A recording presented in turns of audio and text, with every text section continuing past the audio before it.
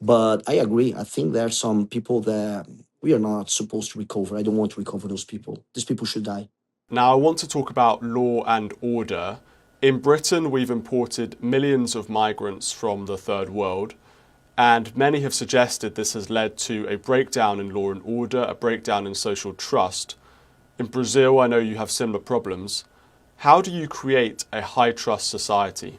First of all, Brazil is a country with like very low trust among the citizens. People don't trust on each other, and we must start from something. And first of all, we need to start with law and order, enforcing some sort of behavior. And after that, this kind of behavior becomes a self-discipline, and self-discipline becomes, after a while, culture. We need to create a culture of trust. When you walk around in some towns in Brazil, people sometimes don't behave properly. Sometimes people are noisy. Sometimes people are violent. It's also because of a culture that we start to believe, especially from the 60s and the 70s, that we are very extroverted, funny people, and the world see Brazilians as that kind of party people. And when you put it together with lack of law and order, and also when you join to this element the fact that the crime, especially the cartels, risen to power in many cities, then we start to have like a mix that's pretty complicated. So first of all, we need to destroy the cartels. Second, we need to enforce law and order. And third, the elites, the top of our society, should behave properly, because also we have a problem in terms of elites, cultural problems. And I think we can start to raise a culture that's based on trust and correct behaviors. In El Salvador, President Bukele has arrested tens of thousands of gang members and criminals and put them in these vast prisons across the country. This has come under some criticism for supposedly hurting human rights against the criminals or those accused of being a criminal. Would you copy President Bukele's sort of system and apply that to Brazil? Well, in many ways, what we must do is kind of the same thing Bukele has done in El Salvador. The situation here is different because the extension of the the crime operation from those cartels is much higher, much bigger in Brazil. I'll give an example. They are not only occupying chunks of the Brazilian territory, but also they are inside the police, they are inside the judiciary system, inside the political system. So we must use not only force to put them out of those areas. And we have the force, our police guys, they are really, really good on it. Actually, we need to change the legal system of Brazil, but also use intelligence. So we need to dismantle the financial organization that those guys have also that works behind the curtains. So I know they have very strong ties to our judiciary system, and we must use like political intelligence to destroy it. So I think this Brazilian situation is, in terms of the way we use the strand, it's not a big concern. We can destroy them like easily in a matter of months, having a proper legislation. The question is how to enforce it against the institutional work that those cartels are making in Brazil. We have a strategy for that, but most of all, like let's say we're gonna be just like Bukele in 60 or 70% of what we are gonna do in Brazil. In principle, do you agree that locking up a small percentage of the population massively reduces crime? Because that's essentially has been the El Salvadorian model, where you have a very small, sort of relatively small population who are committing almost all of these violent crimes. Do you agree with that principle of targeting those people and things will get a lot better?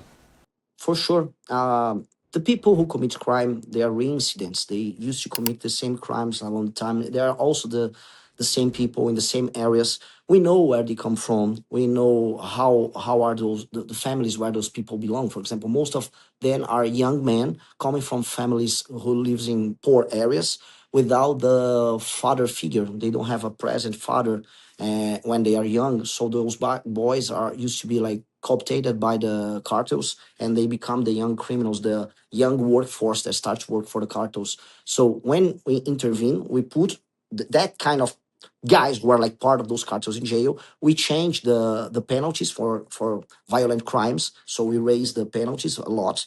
The time people spend in jail, and also the reinstance, the fact that a guy commits like crimes in series should be punished like much more than we are already doing in Brazil. In Brazil, reincidents are not properly punished, so they know that they are rewarded by a very weak legal system. So for sure it works, and it gives an example. Also, there's a professor that made a study in Brazil showing that interviewing like people in jail, and they were saying, look, if there's like a penalty that will put me in jail for the rest of my life, I will not commit crimes anymore. I don't want to stay here. So they feel that the Brazilian legislation right now is easy, but if it changes, they will not commit crimes. I think it's just like everywhere. It's not a matter of Brazil. It's everywhere. What about the death penalty? Do you support the death penalty for serious crimes? Yes, I agree with that penalty. Sometimes it's a taboo. It's like in the under this Brazilian constitution, it's not possible unless we completely change it. But I agree. I think there are some people that we are not supposed to recover. I don't want to recover those people. These people should die. Are you a fan of Lee Kuan Yew and his reforms in Singapore? He was famously enamoured by the British high trust society of the 1940s and the 1950s, and he applied the same or this kind of model to Singapore, which was incredibly authoritarian and had no there was no toleration of even low level crimes like spitting in the street and things like that. Are you looking to him for inspiration? Lee Kuan Yew is a great inspiration, I think, for everyone in this new right wing movement across the world, because he was someone who created that kind of like first law and order. The law and order create a behavior. The behavior becomes a discipline, and this discipline becomes a culture. But first of all, it must become as a taboo, and a taboo must be reinforced with force in the beginning. And we even have experience like that in Brazil. We have like a town from the 19th century in Brazil that received a law from the emperor that if people like don't clean their houses, the front of their houses, they're gonna be punished, they're gonna be fined. So what happened? People, first of all, they were afraid, so they were cleaning the streets, and it was a very poor town in the north of Brazil, very poor town. And it became a discipline, and now it's a culture. Is one of the most beautiful towns in the north of Brazil, even though it's not a rich country. But just because they have a discipline, the town is much better, so it attracted better people, and the town became richer than the towns in the same area, which is like a kind of desert in the north of Brazil. So it works. It's a formula that makes sense, and it created also a high trust society, and let's say in the middle of one of the poorest areas in our country. So for sure, it's a model that we should uh, explore. You should use here in Brazil. Brazil is a vast country with a huge population, obviously a lot of poverty and corruption, and you have these favelas and so on, and as you say, the cartels. Is any of this stuff actually possible in a country of Brazil's size and nature? Obviously, El Salvador and Singapore are very, very small places with very small populations. Maybe it's much easier for a government there to apply these strict rules, whereas Brazil is both geographically massive and also has a huge population. Yeah, yeah. Actually, is not that hard. Our problem is that our elites doesn't have like will or strength to do what must be done. We're talking about like 20, 25 million people living on favelas in Brazil. We have a population of more than 200 million. It's not that we are like totally poor. We're not poor. It's a low middle class country. These people in favela also, they are not like living like in proper slums. It's like poor houses with no proper urban structure. So it's not that we are starting from scratch, starting from zero. We don't need to put down most of the houses. We need to turn them into neighborhoods. So it will cost for Brazil around 900 billion reais. Let's say around not even $200 billion in 10 years to solve this problem. So if we solve our fiscal matters in Brazil and we have political will, we can do it. Like we really can do it. Also, the favelas in Brazil, they were generated by the lack of capability of Brazil to enforce law and order and to build infrastructure, especially during the 80s and the 90s. And also because we had like a population boom happening in those times. Right now, the population is not growing that much anymore. So there's not a lot of pressure over the big towns in Brazil. Like, so people are not like building new favelas all around. So like we have time, we have technology, but we don't have political will in Brazil. There's a problem that we start to believe that we are favela. You know, there's all those foreigners like traveling to Brazil. They come say, "Oh, the football it comes from favela. Favela is our culture. Look how cool Brazil is." And even the foreigners, they start to behave like favela people here. So it's bizarre. We are not favela people. Brazilians are like a hardworking people. Brazilians live in normal how we have our proper architecture, which is like some sort of colonial Portuguese architecture adapted to our tropical environment. So we have our culture. It's not a favela culture. It's just like it's a fact. It's a matter of a country that start to believe that its problems they have some sort of inner strength, which is not true. It's just a problem, and we must solve it. What about freedom of speech in Brazil? Can you sort of say your mind? Are you worried about being targeted? I know that you're running for the presidency later this year. Are you worried about being targeted by the authorities? Well, we don't have freedom of speech at all in Brazil. Brazil is one of the most complicated countries in those terms, and it's even bizarre because we were always a country like where people were making jokes about everything. It was always a free country in many ways, free in many subjects, sexually free and anything.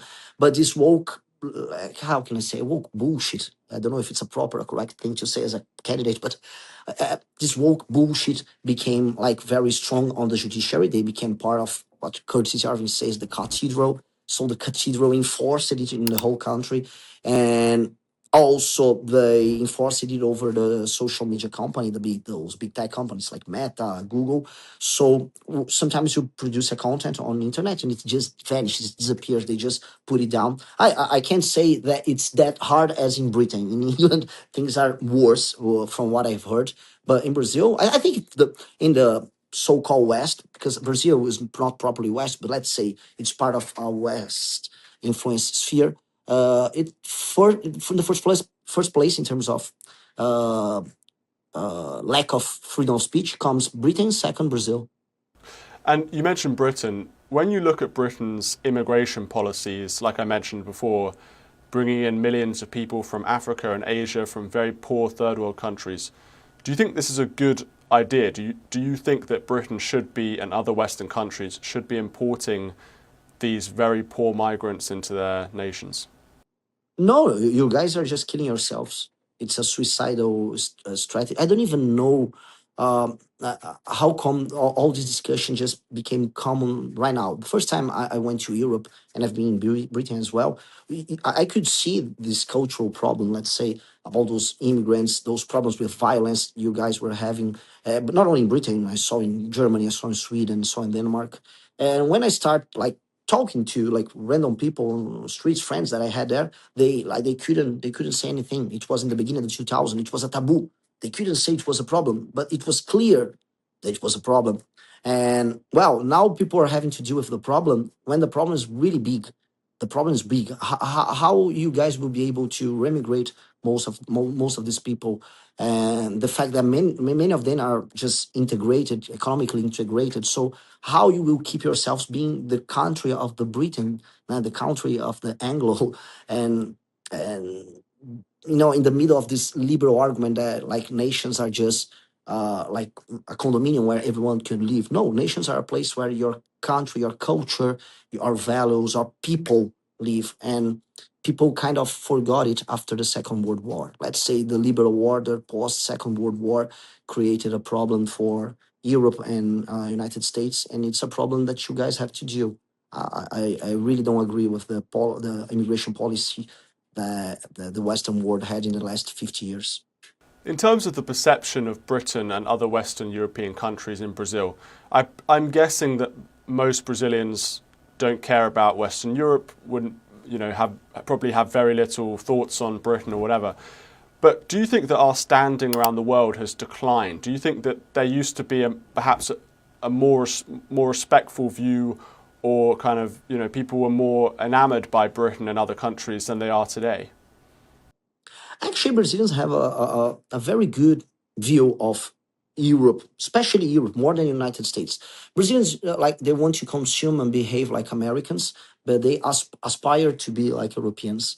especially in from the center to the south of Brazil, where you had a lot of Italian, some German, Portuguese, Spanish immigration. So people try to like integrate themselves with the like European heritage. So it was always okay. Also, like Brazilians practice football, which is the favorite sport in Europe. So we were kind of integrated to this sphere.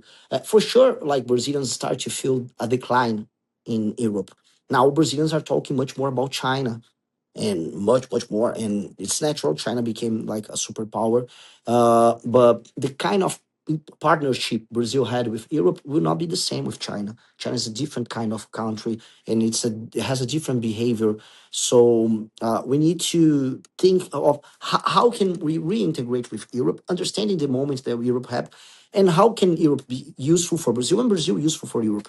Most of the time, like we receive also lots of penalties from France that is not a friend of Brazil at all. France used to fight the Brazilian agriculture internationally on international forums.